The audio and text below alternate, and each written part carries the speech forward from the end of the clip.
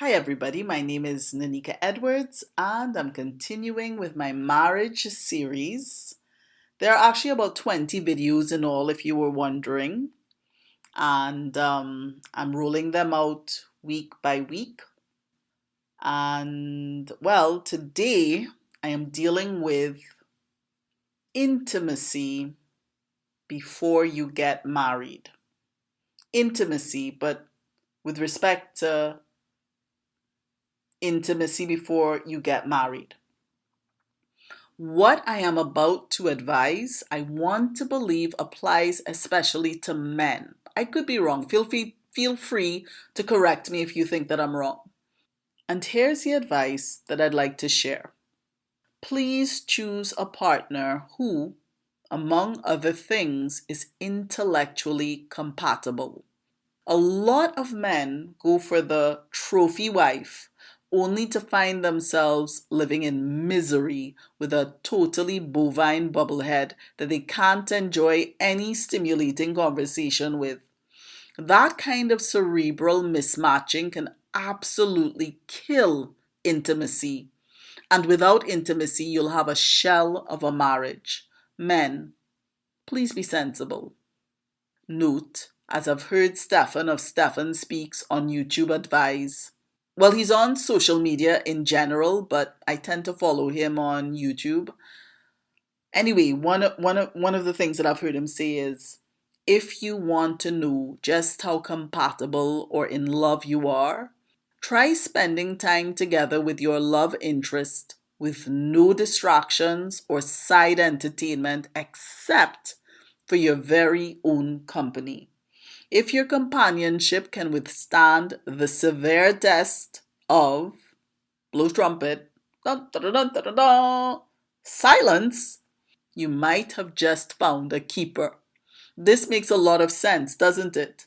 Just think of what happened when the pandemic hit and so many couples suddenly realized that their company was mutually repulsive. Good food for thought right there. I think that it's important to think about marriage before we get married. Like a lot of people, they get engaged and then that's when they scramble to get marital counseling. That doesn't make any sense. We really need to prepare for marriage long before we say, yes, I will marry you. It's important to prepare, and marriage is such an important thing, such a special thing, such an important thing, a critically important part of our lives.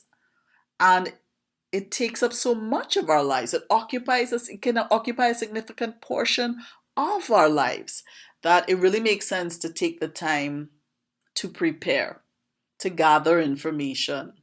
And one of the things it's important to know is, and important to note, is the common pitfalls that people encounter and that trip people up, that lead to unhappy marriages. And one thing for sure is that if, as a guy, you choose a woman who is intellectually incompatible with you, you're going to, even if she's, an absolute bombshell, and you think, okay, this is a woman for me because physicality is all I care about right now, and physical attraction is all I care about. I promise you, when the honeymoon phase has faded and you realize that you can't have any kind of deep conversation or stimulating conversation, or in conversations where there's a mutual exchange of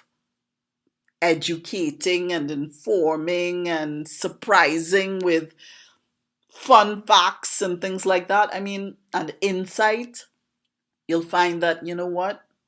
The physicality really doesn't cut it. I need more than that, because I'm more than because we are all more than physical. We are intellectual, we are emotional, we're spiritual, we have a soul. And so if all you want to do is connect on a physical level with somebody, what you will do is end up starving other parts of you, your soul, your mind, your intellect, your sense of curiosity about things. Those things are going to get starved and you're eventually just going to be very frustrated. So I would not advise that. Marry somebody who's your intellectual, at least your intellectual equal or close to that. Or close to that. So you don't feel like you have to bend too much to meet your spouse where they're at. And again, I think this really applies to men. I don't think women typically would marry men who are substantially less intelligent than we are. I don't think women tend to do that. But yes, it makes sense to marry somebody who's close to being our intellectual equal. They don't absolutely have to be intellectually similar to us or just as smart as we are, but they should be fairly close, I would say. Otherwise, you're setting yourself up for absolute frustration, and intellectual incompatibility is not sufficient grounds for divorce. So somebody who marries another person who frustrates them they find them because they find them to be somewhat, what's the word I'm looking for? I'm trying really hard not to be insulting, but they may find that they just don't find them interesting anymore. Um, that's not grounds for separation or divorce, and you really will have to, if you're an honorable person and you believe in keeping your commitments and vows and covenantal grade, covenant grade commitments that you make before God and other people that you love and respect and so on, if you want to honor those vows and you're an honorable person, then you would have to live with your choice. And that could be really, really painful, psychologically, especially if you love good conversation, you know, if that is high priority for you.